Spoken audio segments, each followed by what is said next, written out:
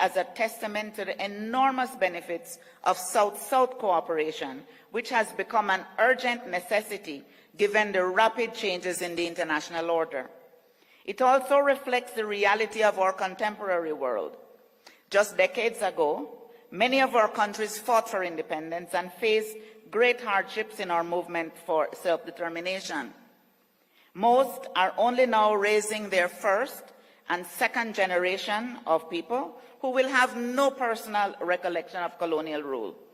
We stand today as a bloc of developing nations determined to secure a prosperous future for our people. We recognize but are undaunted by the challenges ahead of us, for we recognize that our combined strength is a formidable asset.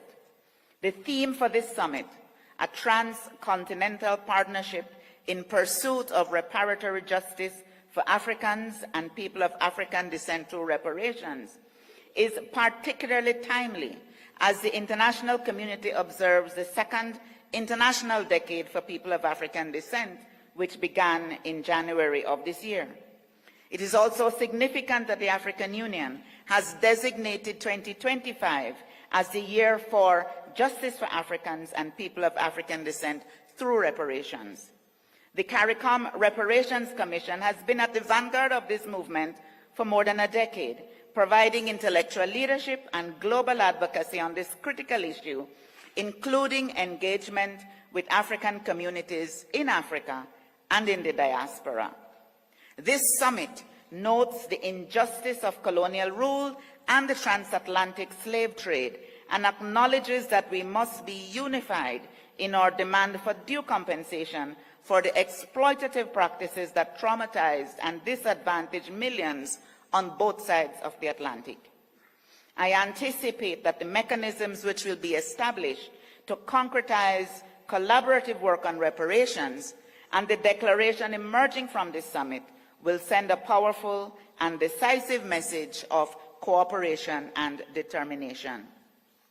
Heads of state and government, ministers, colleagues, this assembly is guided by the Pan-African ideals set out by iconic minds from the Caribbean and from Africa, with Marcus Garvey, Patrice Lumumba, George Padmore, Jomo Kenyatta, and Kwame Nkrumah among them.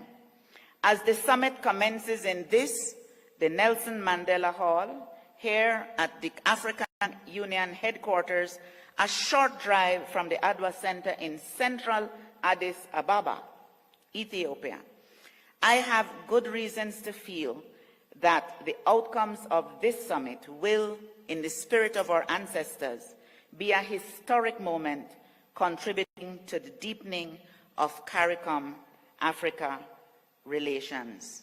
Happy Africa-Caricom Day. Thank you very much.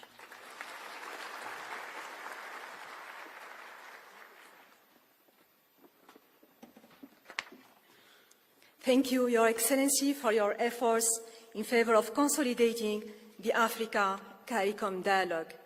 Now allow me to invite His Excellency Mahmoud Ali Yusuf, Chairperson of the African Union Commission, to deliver his statement. Excellency.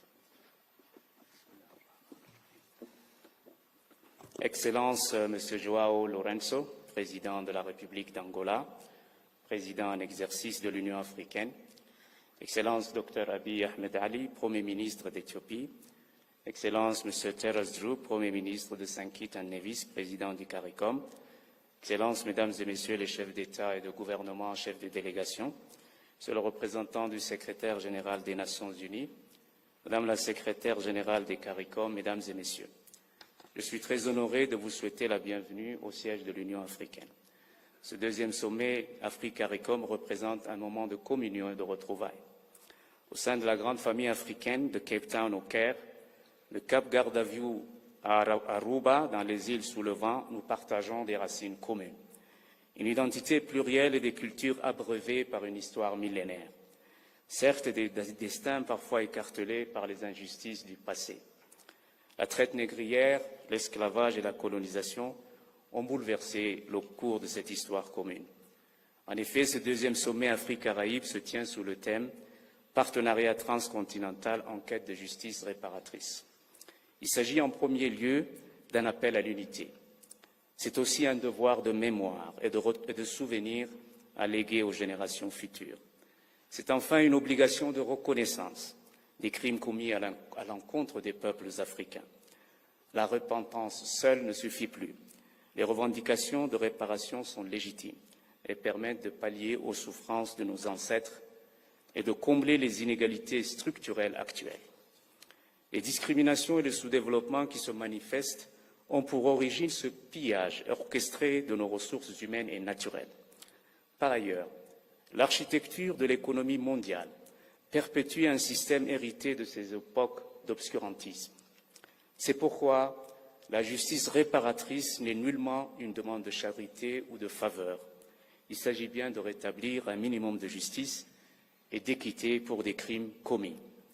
L'Union africaine et le CARICOM devront œuvrer à consolider cette solidarité pour un même combat, celui de la reconnaissance de ces crimes, de la repentance et des réparations.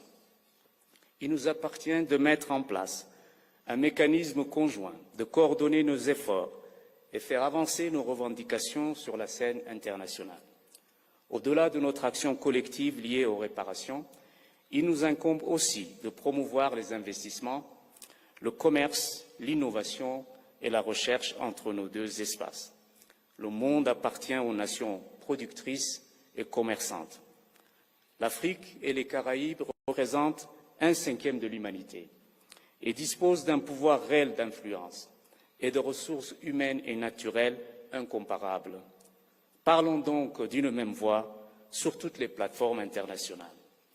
Your Excellencies, let us jointly demand that former colonial powers acknowledge historic crimes, offer meaningful reparations, and dismantle structural and systemic injustice. This summit is a watershed moment and should be a turning point towards our collective aspiration. Historians will certainly put on record that from Addis Ababa, Africa and the Caribbean renewed their covenant to honor our ancestors, to uplift our descendants, and reclaim our shared destiny in freedom, justice, and unity. The African Union stands proudly and firmly with our Caribbean brothers and sisters in every step towards reparatory justice and true liberation. I thank you.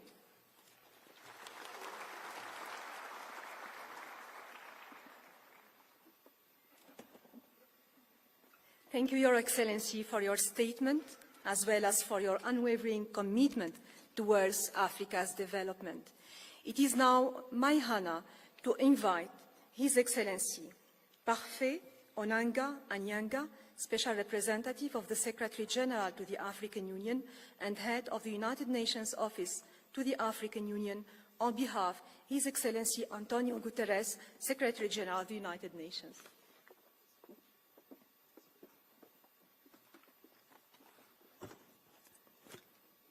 Your Excellency João Manuel Gonçalves Lourenço, President of the Republic of Angola and Chairperson of the African Union, Your Excellency Dr. Terence Trio, Prime Minister of St. Kitts and Nevis and Chair of the Caribbean Community, Your Excellency Abiy Ahmed Ali, Prime Minister of the Federal Democratic Republic of Ethiopia, our generous host,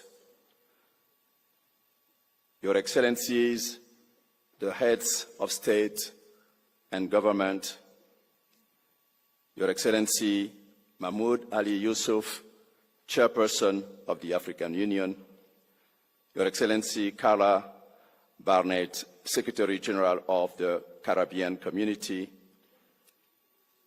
Your Excellency Selma Malika Haddadi, Deputy Chairperson of the African Union, Your Excellencies, the heads of delegations of African countries and Caribbean countries, Excellencies, ladies and gentlemen. I am deeply honored to convey warm greetings and best wishes from the Secretary General of the United Nations, your friend, Antonio Guterres, who regrets not being able to join you here today in beautiful Addis Ababa at the second Africa-Caricom Summit. This summit is rich in historical significance, bringing together in person for the first time leaders of the African continent and those of the African diaspora in the Caribbean. It is a unique opportunity to strengthen long-standing ancestral and cultural ties while exploring new areas of collaboration, including trade, investment, tourism, science, and technology. Your joint summit also illustrates the importance that the African Union and CARICOM attach to multilateralism. Multilateralism is indeed alive, embodied in the values, principles, and work of organizations such as the African Union and CARICOM, which, in accordance with the Charter of the United Nations, seeks to enhance international cooperation, to maintain international peace and security, and to develop friendly relations among nations. At last year's summit of the future, Secretary General Antonio Guterres called for a better network and inclusive multilateral system, drawing on the expertise of all humanity. Your gathering illustrates best the true spirit of a network, inclusive, and people-centered multilateral system, which indeed underpins the Africa-Caricom Summit, for which the United Nations commends you. At this juncture, I wish to acknowledge the government of Benin for establishing a legal pathway for descendants of sub-Saharan Africans to formally reconnect with their ancestral homeland. This emblematic initiative illustrates the immense potential for deepening ties between African and Caribbean countries and people, including the African diaspora going forward. Excellencies, you are holding this important summit under the theme Transcontinental Partnership in Pursuit of Reparatory Justice for Africans and People of African Descent through Reparations. In this connection, I would like to recall the statement of the Secretary General Antonio Guterres at the 30th Ordinary Session of the Assembly of the African Union, held in February this year here in Addis Ababa, in which he said, and I quote him, "The world must never forget that Africa," and to this I would like to add the Caribbean, "is the victim of two colossal compounded injustices. Firstly, the slave trade. The roots stretch back centuries, and the bitter fruit continues to affect Africans and people of African descent to this day. Decolonization alone in itself was not a panacea. Political independence did not free countries from structures based on exploitation and decades of economic, social, and institutional underinvestment. It is high time for reparatory justice frameworks to be put in place. Secondly, Africa and the Caribbean were under colonial domination when today's multilateral system was created, and that injustice endures." End of quote. Through your collective advocacy, this historical injustice is now widely acknowledged. The United Nations welcomes the growing consensus towards reforming global institutions such as the United Nations Security Council and the Bretton Woods institutions.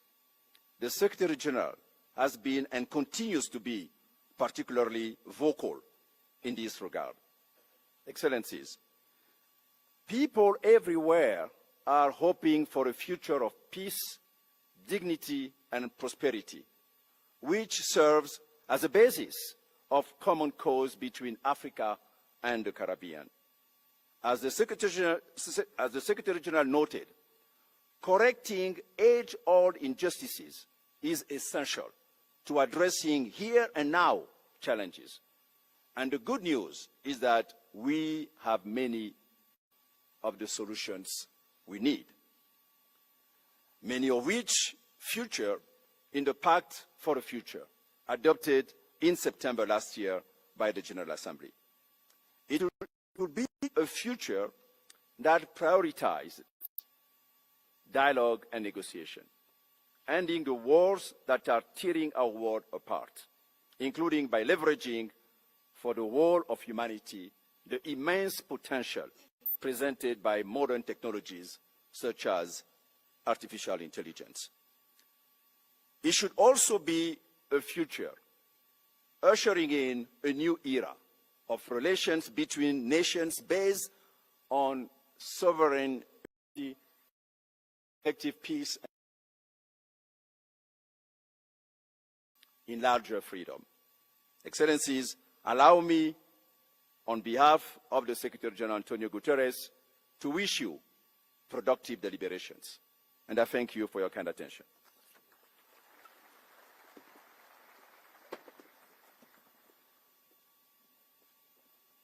Thank you, Excellency. Your leadership and role reinforcing the Africa-Caribbean dialogue and cooperation are deeply appreciated. It is now my distinct honor to invite His Excellency, Dr. Abiy Ahmed, Prime Minister of the Federal Democratic Republic of Ethiopia, to deliver his statement. Your Excellency, the floor is yours.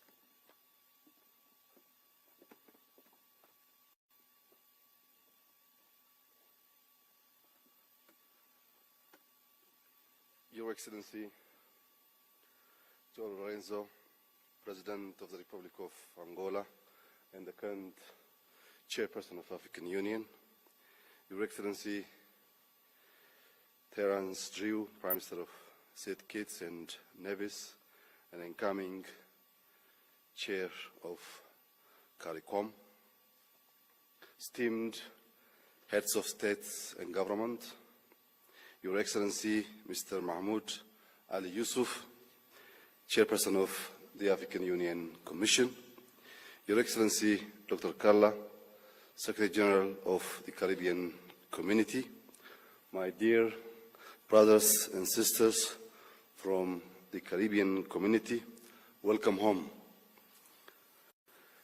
It is with profound honor and deep pride that I welcome you to Ethiopia, a land where history lives and the future takes root. We gather in Addis Ababa, where the call for Adwa was answered and African unity found its first home. From here, the world is reminded of a truth too often forgotten. The spirit of our nations always rises. On this ground, where history was made, victory was won not by force, but by courage, not by empire, but by unity. That triumph did not belong to Ethiopia alone. It became a symbol of resistance, pride, and shared aspiration across continents and generations. Today, we're here to build upon that legacy. We often speak of reconnection, but what we are doing goes further. We are building a relationship deliberate, purposeful, and lasting. Excellencies, the world is changing. Voices once ignored are now demanding to be heard. in this new era. We cannot speak in fragments. We must speak as one. That's why the AU-CARICOM partnership matters. It is rooted in opportunity, guided by frameworks that reflect today's reality. In a world where global challenges demand regional unity, and where regions like ours cannot act alone, there is clear alignment between us. On climate justice, our voices carry weight. In global governance, our demands are just. For inclusive growth, powered by innovation and use, our ambition converge. Across these issues, each region brings strengths. Africa brings scale, natural wealth, and boundless potential. The Caribbean brings strategic diplomacy, strong institutions, and resilient communities. Together, those strengths are multiplied. Excellencies, ladies and gentlemen, Ethiopia's past shows what is possible when unity meets deliberate action. We call this Madamar, synergy, the strength that comes when heads, hands, and hearts work as one. It is more than cooperation. It is a shared effort, a unity of purpose that turns idea into action and action into lasting change.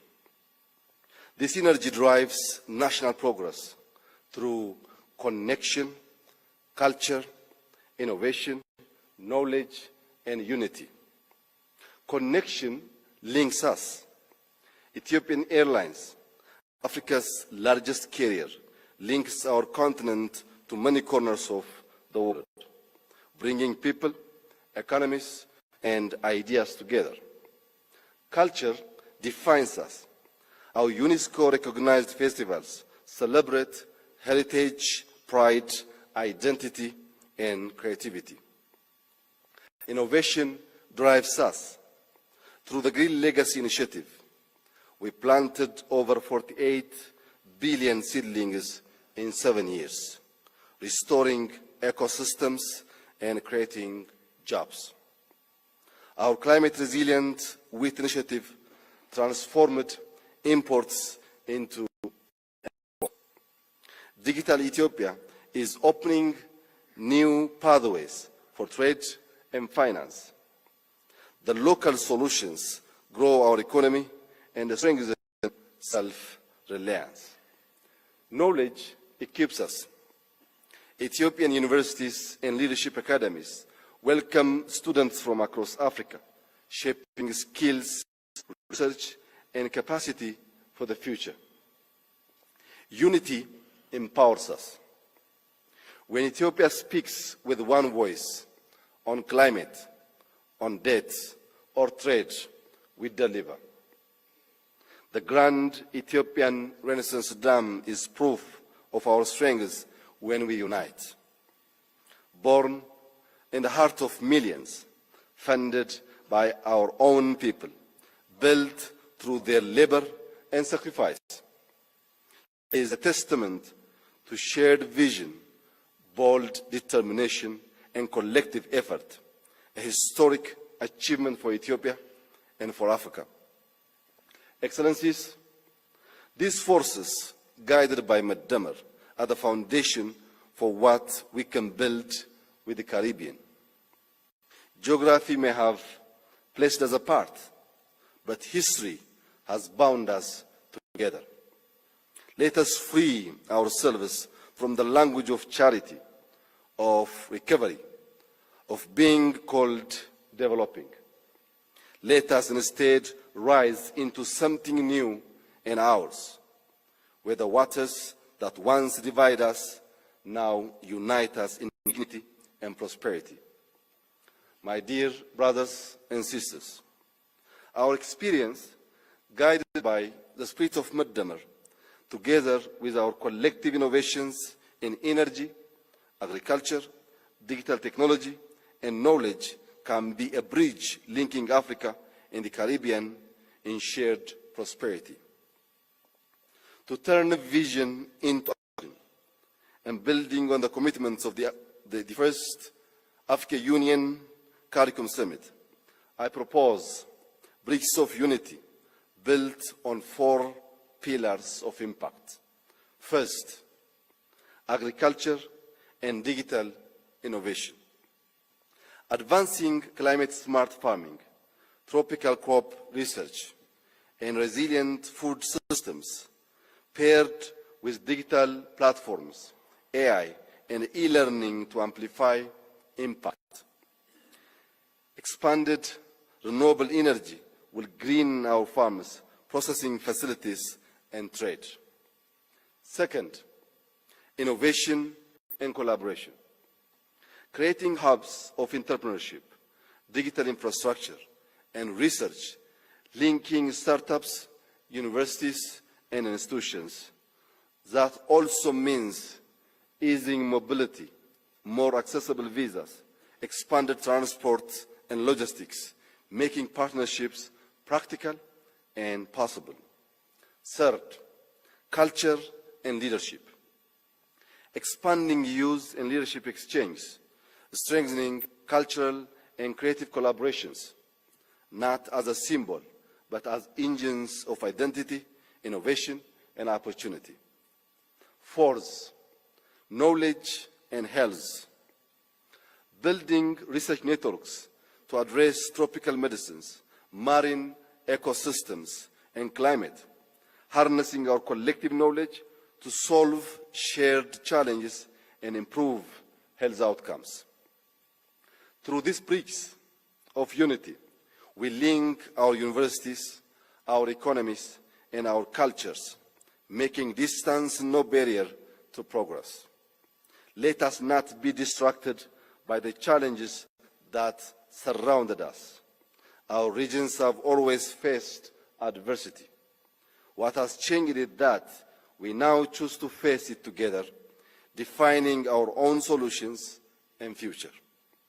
I thank each of you for your presence, leadership, and your commitment to a more unified future.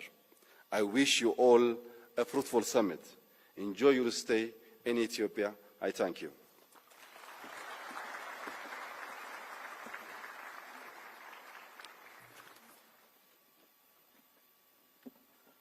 Thank you, Your Excellency, for the generous hospitality extended to our Excellencies, heads of states and distinguished delegates.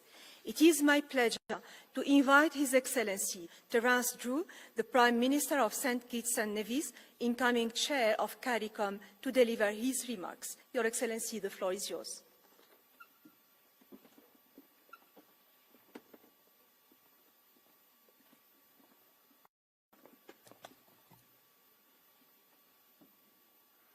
Good morning to all. Let me first of all recognize Your Excellency Ahmed Ali, Prime Minister of this great country, Your Excellency João Manuel Gonçalves Lourenço, President of Angola and Chairperson of the African Union. Let me also recognize Your Excellency Parfait Onanga Ayanga, Special Representative of the United Nations Secretary General. Allow me also to recognize Your Excellency Mahmoud Ali Yousaf, Chairperson of the African Union Commission. And allow me to recognize also Her Excellency Dr. Carla Barnett, Secretary General of CARICOM. Other heads of delegation, distinguished guests, ladies and gentlemen. But allow me to also recognize, speaking on behalf of the Caribbean community, the Rastafari community of the Caribbean, who for many years has asked us to meet with our African brothers and sisters and forge a relationship that would ensure prosperity for our people.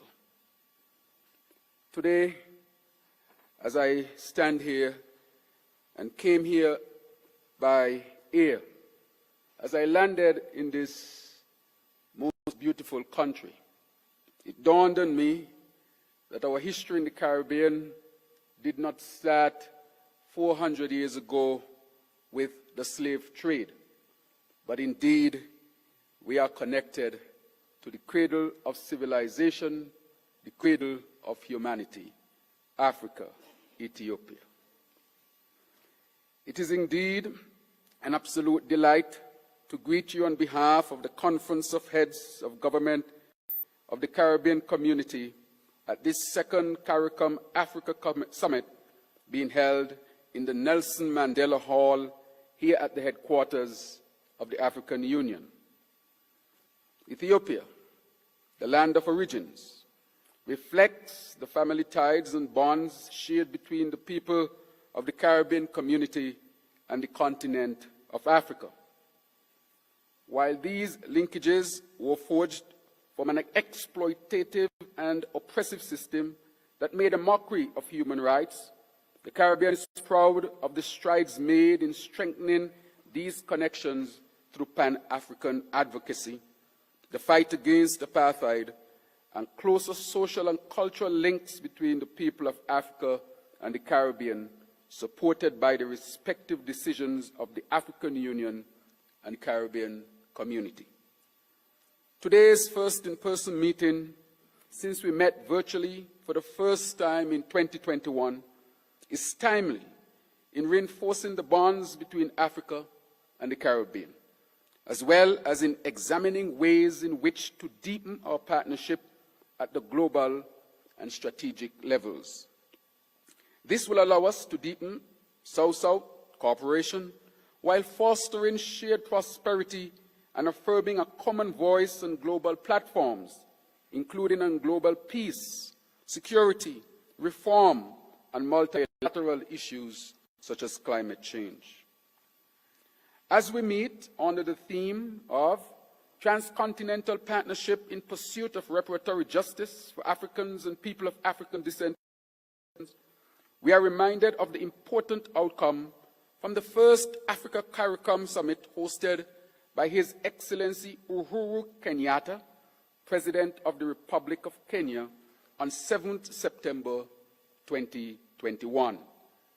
The Caribbean community expresses sincere thanks and its deep appreciation to His Excellency Abiy Ahmed, Prime Minister of this great country, not only for the excellent arrangements and hospitality to us here in Addis, but also for the commitment made with the Honorable Mia Ahmed Motley, Prime Minister of Barbados, to hold this second summit. This engagement will allow for broader discussion on the 2024 AU-CARICOM Memorandum of Understanding and upscale engagement and linkages with people of African descent, particularly the strengthening of interregional economic partnerships and enhanced people-to-people ties. Convey thanks to His Excellency João Lourenço, President of Angola, person of the African Union, for the support given to this engagement. Excellencies, our discussions today should allow us to come to a common understanding and collaboration on a wide range of issues pertinent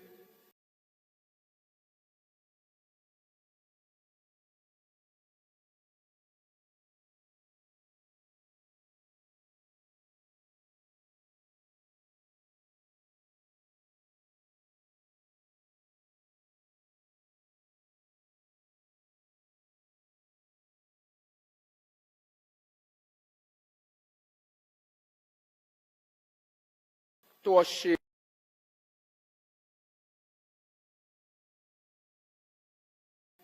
digital transformation and artificial intelligence, trade and investment, maritime and air transport, tourism, and cultural exchanges.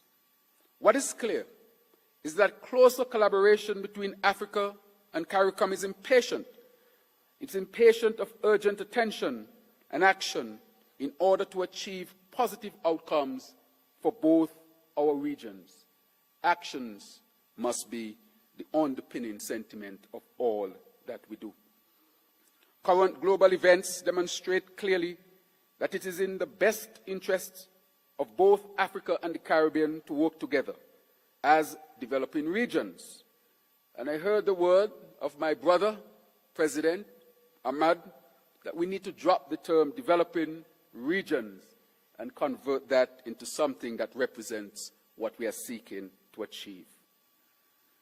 Commendations are due to Afreximbank, particularly under Professor Benedict Orama's leadership, as well as to numerous political and other leaders across Africa, who through concrete initiatives are encouraging trade, investment, cultural and sporting exchanges, and other collaborations between CARICOM and Africa. And I dare say that it has begun. To further propel our efforts, we need increased transportation linkages to reinforce our bonds, as our people should be able to travel freely and unabated to Africa and CARICOM. We need increased trade and investment, building on the experience, potential, and amplification of the culture, historical, and economic linkages between our regions. What was once a devastating tragedy for our people and for humanity, the transatlantic slave trade, should now be converted into the Atlantic Bridge, a bridge of hope, a bridge of advancement, a bridge that will ensure that our people take their rightful place in this world. Therefore, I call for more cooperation, more working together, and more advancements. Excellencies, distinguished ladies and gentlemen, brothers and sisters of this great continent, we are happy to be home again. We have the opportunity to rewrite historical outcomes and to be champions of our own destiny. CARICOM remains, therefore, committed to the CARICOM-AU partnership on this 5th anniversary of Africa-Caricom Day, as we celebrate the enduring kingship and deepening partnership between our people, between the Caribbean community and Africa. Let us celebrate, but let this celebration be a demonstration of what we seek to achieve with this new, strong relationship that we are forging forward. Thank you very much.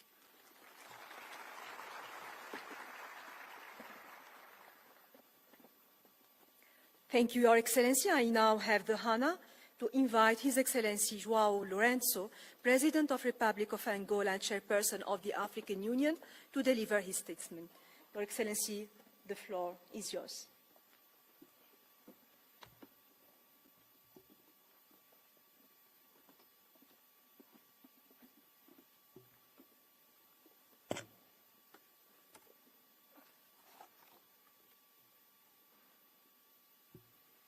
Sua Excelência Abiy Ahmed Ali,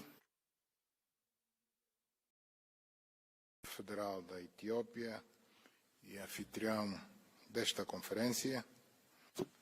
And the host of this meeting, Excellencies, heads of governments and states of African countries, as well as CARICOM countries, Your Excellency, underholders, Prime Minister of Jamaica, and Chairman of the Caribbean Community, representatives of our heads of state and governments, Your Excellencies, Antonio Guterres. We're here represented by Mr. Parfait Onyanga, Your Excellency Mahmoud Ali Yusuf, Chairperson of the African Union Commission, Your Excellency Carla Barnett, Secretary General of CARICOM, the Caribbean Community, members of the diplomatic corps accredited in Addis Ababa, Excellencies, ladies and gentlemen. It's with great honor and deep sentiment that I wish to make this speech as the Chairperson of the African Union, and to make several observations in this during this second physical meeting of representatives of members of our African Union and the members from our Caribbean community. Allow me to greet you warmly on behalf of the Federal Republic of to recognize the Federal Republic of Ethiopia, to thank them for this warm welcome and allowing us to carry out this work at the headquarters in this wonderful city of Addis Ababa. We're meeting today not just because of historical reasons, but basically because of the common determination that we do have to transform and to work on the wounds of the past and to build bridges of cooperation and to also seek justice. On the 7th of September of 2021, because of COVID-19, we held our first meeting virtually between Africa and during which our discussions, based on our discussions, we talked about the importance of the relations. And 4 years later, we are once again together. We are going to seek to make this meeting an important moment for us to be able to deal with global issues and to deal with global issues that affect people of Africa and African descent, so that we can be able to affirm our dignity as we work together to make efforts in order for us to have political cooperation, economic cooperation, social and cultural cooperation, because of our common history and the blood connection that we do have that unite us. During the second meeting, which has the theme, Transcontinental Partnership in Pursuit of Reparatory Justice for Africans and People of African Descent through Reparations, we acknowledge the fact that based on the theme of this summit, it has a very strong symbolism because of the African Union itself is also has consecrated 2025 as the year of justice for our people of Africa and African descent, the year of justice through reparations. And so we do have a common front in the transcontinental partnership that we do have between the African Union and CARICOM, because as we fight together for reparative justice on a global level, we need to find a way to evolve in the decisions that we to achieve our objectives. And with this goal, we consider it to be fundamental for us to be able to think about ways in which we can create common grounds in the use of available tools so that we can be able to achieve reparations and use Afro-Caribbean mechanisms so that we can be able to get reparative justice on a global level. These tools will become facilitating instruments so that we'll be able to have collaboration between African Union and CARICOM organs so that we can be able to define strategies, aligning policies, and carry out effective actions collectively so that we can be able to achieve reparations on a political as well as a legal level. Excellencies, this summit truly is an opportunity for us to be able to reflect on the facts, historical facts that unite us, and the need for us to think about our common action so that we can be able to have action that will reinvigorate our efforts, and so that we can be able to deal with the suffering of the past caused by colonialism. For that reason, we will have to look for a common path which will lead us to progress and development, and for the well-being of the current and the future populations of African or African descent, so that we can be able to break the cycle of poverty, which unfortunately still affects our countries and our regions. We note with a lot of satisfaction that there is a dynamism that we need to, that will lead us to be able to believe in our common objectives. And in this aspect in particular, I'd like to talk about the important progress that we've had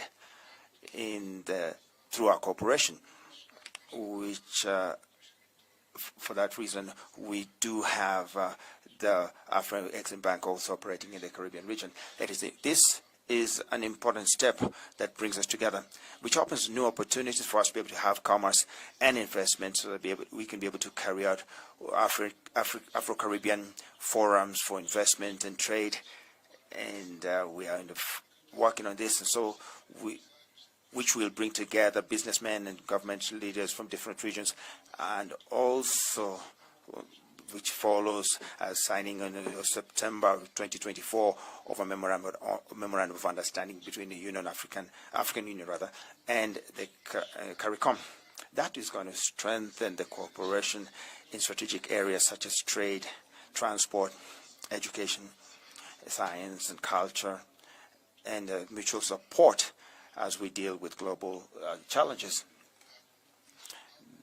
We still haven't strengthened fortified our commitments, but we have identified our priorities. We've defined a roadmap which is clear, which will lead us very quickly to establish a joint platform of communication, media communication, signing of multilateral accord on air transport services, and as well as provision of visas. We need to review the visa regime, existing visa regime between Africa and the Caribbean region, so that we can have public-private support, so that we can mobilize resources, and so that we can be able to facilitate contact between Africa and the Caribbean region. We need to put a lot of effort so that we can be able to implement our decisions and transform our decisions into actions, concrete actions on behalf of our people. And that is going to be a base for strong interchange, and which will strengthen our cooperation and improve our economic state, stimulating economies and support areas such as energy and digital technology, agribusiness, and industrialization. On the cultural level, we want to deepen educational exchanges, artistic exchanges, so that we will be able to strengthen our shared identity in a way that we can be able to give strong voice to our young people, to the universities, as well as research institutions, scientific institutions, as well as cultural organizations in the diaspora. Excellencies, we do have clear objectives. And for that reason, we need to seek to establish mechanisms which will facilitate their implementation. And for this reason, I propose that we create a technical subcommittee which will work on a technical level, which will bring together representatives from our African Union and CARICOM, composed of specialists, ministerial representatives and partners, and as well as representatives of our civil society organizations, as well as the private sector. They need to base their work in areas of common strategic interest, and make a concrete proposal so that we can be able to stimulate investment in the production of vaccines, in agricultural innovation and other sectors, so that we can be able to support our common development. It is important that we work in a coordinated manner, so that we can be able to carry out reforms that will help us to change the global architectural economic architecture, so that we can be able to have more justice when it comes to debt and in the use of financial resources, so that we'll be able to carry out structural projects which will bring progress in Africa as well as the CARICOM region.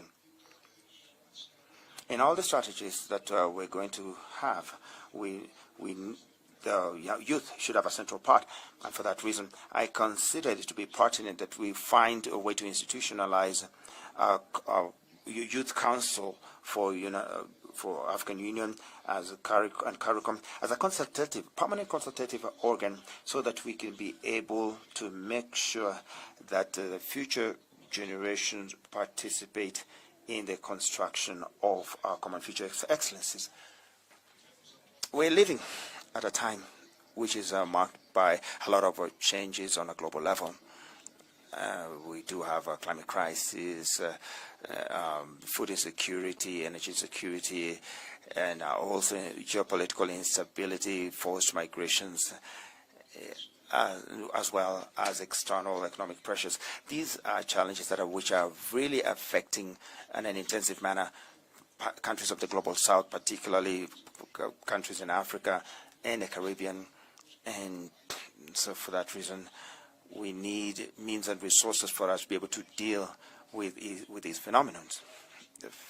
The fact that for that reason, we have to think about the current fragilization of multilateral institutions, which is quite worrying when it comes to the way Africa and the Caribbean treated.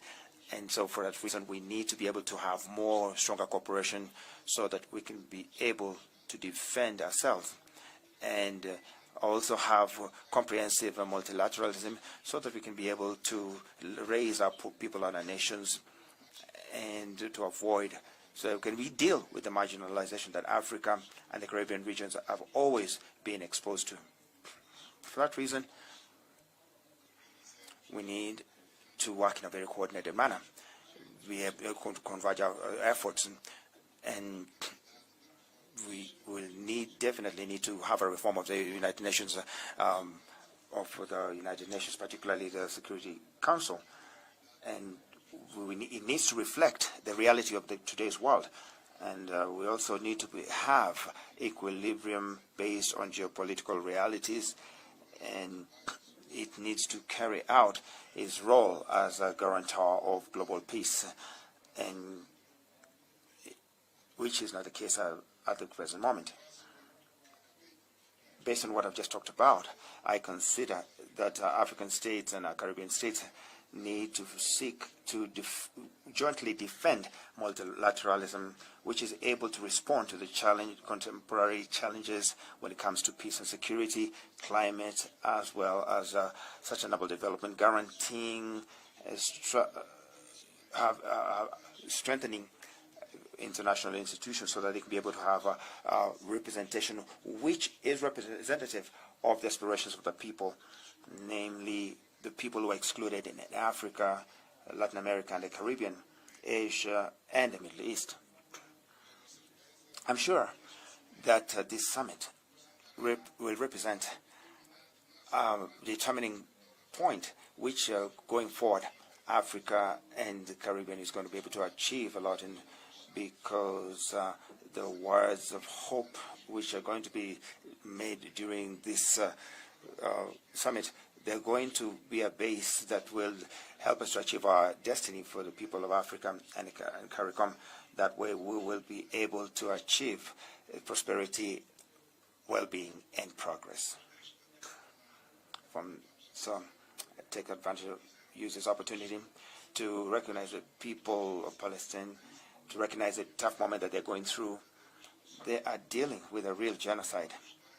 The world is not indifferent to your suffering. We are in solidarity with your cause, the cause for the fight for the creation of the state of Palestine, so that the two people of Israel and Palestine need to live in peace and harmony, developing friendly and ties and having economic cooperation. With these words, I declare open the second summit of the African and CARICOM region. Thank you very much for your attention.